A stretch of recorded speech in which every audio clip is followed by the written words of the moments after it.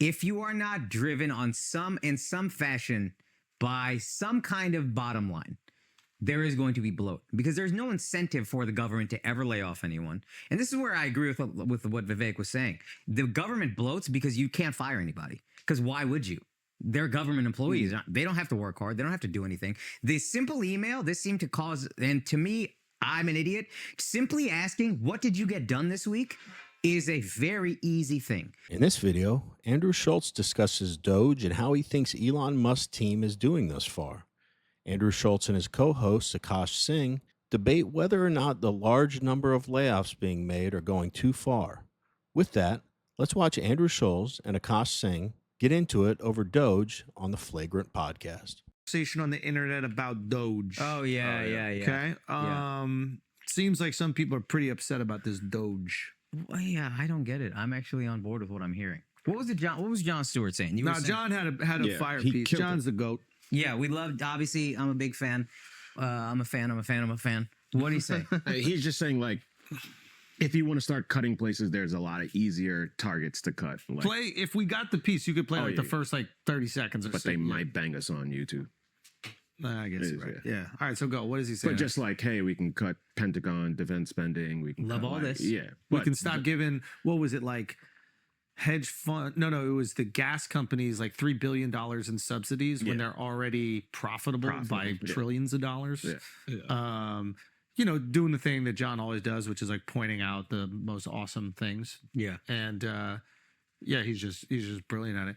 So here's the frustration with Doge. And we're having this talk about on Idiots too, is and it's a real bummer that this becomes such like a bipartisan conversation a partisan conversation because there is bipartisan support for it. Yeah. Like I feel like every single American is like, there's probably some government inefficiency. No one really trusts the government that much anymore, right? They either don't trust the Republicans, they don't trust the Democrats, or they don't trust the institutions as a whole, right? So this is the time in history to go get some of the bloat out of government, right? Because we all seem to support it. Even Bernie Sanders is like, I don't agree with Trump on everything, but I do agree we should look into that Pentagon budget. Why have they never been audited? Yeah. Like there is support here. And because of the way that they're maybe going about it, right? They're kind of, I don't even know if this has happened historically. Charlemagne was pointing out that like Clinton did it, but he did it through government. But because this guy, who's this very polarizing figure, Elon, is coming in and he's just seemingly hacking away at these different industries that are connected to government.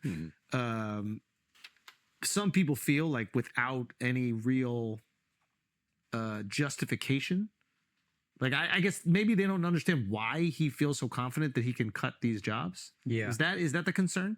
Well, he's also hired a lot back. And then some of them are hired back, which I think should happen. Yeah, I think that's fine. But I guess the tricky thing right here, I'm curious you guys' take on this, is that like there's all the support, and because Elon is so polarizing, I actually think it's going to be harder to execute something that Americans as a whole do want. Yeah. So this is one of those things where like being antagonistic and polarizing, like being what Elon is actually hurting a very bipartisan supported effort, which is to clean up government. Yep. And I wonder if he can look at this and learn and go, oh shit, I'm actually doing something that people want to do, people want in a way that is going to make it harder. Or do you think he just looks at it as a CEO and goes, I'm cutting and I don't give a fuck what you The latter. Yeah. That one. And that's just going to piss people off. Yes. But that's how he's done with every company. Did that with Tesla. He did that with not a company. Twitter. But go on. That's why they got him for it. They're like, hey, you got to start treating the government like a company. Which I don't. Obviously, a government and a company aren't the same thing, but with the waste that we've all known has been going on forever, at least from a financial perspective and a waste perspective, in this situation, it needs to be audited like a company. What are we wasting our money on? What employees are just collecting paychecks and contribute absolutely nothing to whatever agency they're working for? And I totally agree about the Pentagon. They haven't passed an audit in 7 years. I believe this last year, I apologize if I'm getting the number wrong, but this last year, they couldn't account for $300 billion. Couldn't account for it. And I've heard the argument, oh, that's just in like secret operations or things that we're not privy to. But no, they can account for those things without disclosing sensitive information. Say, hey, this much money is going into top secret things that no one can know about. So those are line items, but 300 billion they don't know about. And they get a budget raise every single year, even though they fail audits, again, 7 years in a row. So I'm all for cutting the Pentagon spending. And that is not the same as being anti-military. I want our military to be very strong, but how does losing $300 billion affect the strength of our military? We've got soldiers and their families that are living on food stamps. That's insane. I mean, we always talk about how we don't treat our veterans well, which we don't. We can't even feed our active service members. That's insane. But you can lose $300 billion and act like it's not a big deal. Anyway, let's get back to the video. Disagree with in principle at all. I do, because it's like these are government agencies that were put there to fix a problem. It wasn't like, hey, this is just a profitable thing that we just have to. Our only concern is making profit. Here's what I would say, and So maybe you there's a have to be middle more ground between delicate what I'm with the saying cuts. and what you're saying. If you are not driven on in some fashion by some kind of bottom line, there is going to be bloat because there's no incentive for the government to ever lay off anyone. And this is where I agree with what Vivek was saying. The government bloats because you can't fire anybody. Because why would you?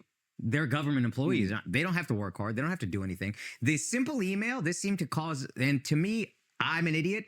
Simply asking, what did you get done this week? Is a very easy thing.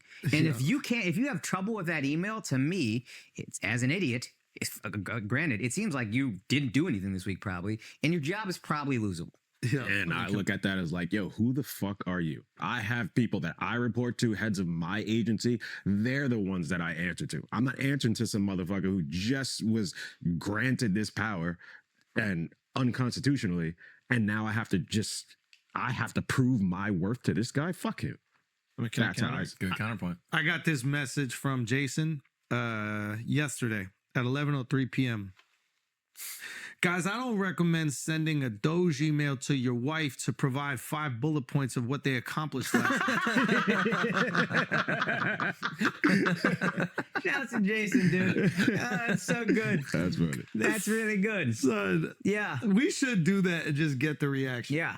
Yeah, hold on. That's, You're not doing that shit. I'm gonna drop it right now and just see it. And just no context. I'm gonna ask. Wait, how you framing it? I'm gonna say, hey, can you send me just a 5 bullet point message of what Are we you all got doing accomplished this last week? No, I can't Mine's do gonna it. come back with like a list of everyone Mine's gonna come back with like a list of if y'all 20, ain't all doing and it- she gonna be like, word. I already told my wife what Jason texted the group. Yeah, me too. Yeah. Yeah, me too. I did. Yeah, she's listening in live. Yeah, now. Jason She sent just the heard same it. message. I wonder if that's even I wonder if that's a real piece of change that he's trying to implement, or that's just an antagonistic measure to rile up the base. I don't care either way. Send the fucking email. Right. To me, just send the email. Like, oh, I'm antagonized, so I'm not going to report on what I did. If you did something, send the email. Well, what does it do? I think that's my question about it is like, what does it do? It just puts them in a position where they're going to have to potentially lie. I just don't know if it's effective. Nobody's going to answer that email. I've done nothing. You should probably fire me next. They're going to find bullshit that they did. So we don't. The fact that this email thing is even a story is beyond belief, and it should give everyone some insight into the mind of a government employee. Asking for 3 or 5 bullet points about what you accomplished that week is the easiest thing on the planet. Every job I've ever worked, at the very minimum, I have a weekly progress report. I've always been in sales, so it's like, all right, what progress did you make with this deal this week? What did you close this week? What are your plans for next week? That's just communicating so everyone's on the same page as far as being able to forecast the profitability or the inability to hit your quota for the month. I mean, that's basic stuff. The fact that there's an uproar about this shows you the mentality of these government workers. And to the one guy's point on there, I hear where he's coming from, where he says, if I got an email like that, I'd say, I've got people I report to, and who is this guy to ask me to justify my job? Well, again, think about it like a private company. Private companies bring in auditors all the time to make their company more efficient and reduce waste. And when the auditors come in to talk to you about the specifics of your job, you don't say, well, I don't have to answer you. I don't report to you. You comply with them because leadership has brought in an auditor to help the company improve. Whether you like Elon Musk or not, Donald Trump has empowered him to audit the government. Oh, and by the way, Elon Musk and his team are charging absolutely nothing to audit the entire federal government. If it were up to Democrats, they'd say, well, we don't want to do it for free. We want to pay someone $400 billion to do this job.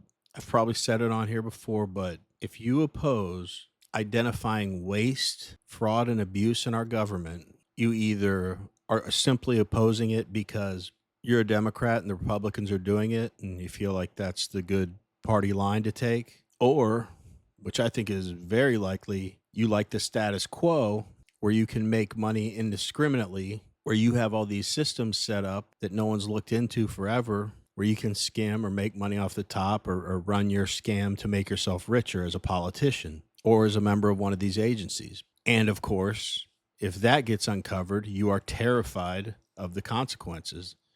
And I have no doubt that's happening on both sides of the aisle. So I don't care, Republican or Democrat. If there's evidence found that specific people have been milking the system and ripping off the taxpayers and taking their money, I want the book thrown at them. And I want them out of our government, and I want them punished to the fullest extent of the law. And then the final reason I guess you wouldn't want this is just because you hate America for some reason. Anyway, let's get back to the video. Actually get to clean anything up. And now you got people bickering online over something we actually agree on. Yeah, they're also going to use AI to like analyze it, I think, which that might be easy to trick. What does that mean? Like, I think like they're like getting all these federal emails like from thousands and thousands of people. So they're going to have 5 million federal employees. So they're going to have AI like parse what people did and like the top performing people and the lower performing people. Yeah. And so that seems gamifiable to me. Yo, I wonder if they went about this a little different. Like instead of doing it on a person to person basis, which these emails are, right? Because that's when I start to have empathy for someone who's about to lose their job and now said they provide for their family, right? And now I'm less supportive of these cutting measures that Doge is doing. But rather analyze the different, I don't know what you would even call them. Like, what would you call like, it's not a business Department. Yeah. Analyze these departments for inefficiency as a whole. Prove transparently to the American people that there is inefficiency there. Like I thought the most effective If you like watching videos like this one, like and subscribe. We'd really appreciate it. Let's get back to the video. thing they did, and I don't even know if it's true, is showed all the dead people that are still getting Social Security. Right? I don't even know if that's a real thing. But if you could actually show proof that dead people were getting Social Security, like people who've been dead 200 years still getting Social Security, you have unanimous support from Americans to be like, all right, well, cut that guy's Social Security. He's been dead 200 years. So start at the department, show the inefficiency, and then you could pass it off to the senators or whoever you want to pass some sort of legislation to cut parts of that department.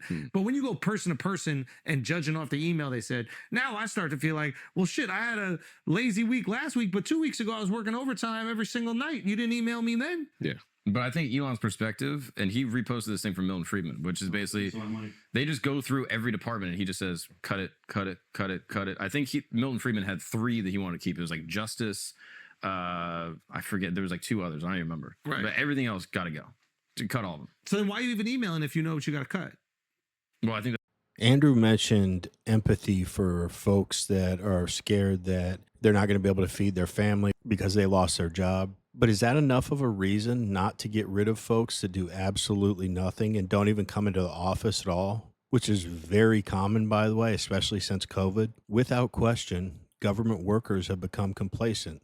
They have zero fear of getting fired, and that needs to change. But we want to hear from you. What do you all think about Doge's efforts? Are you happy with them? Would you change the approach? And what did you think about the conversation we just watched on the Flagrant Podcast? Let us know in the comments. Anyway, as always, really appreciate you watching, and we will see you on the next one.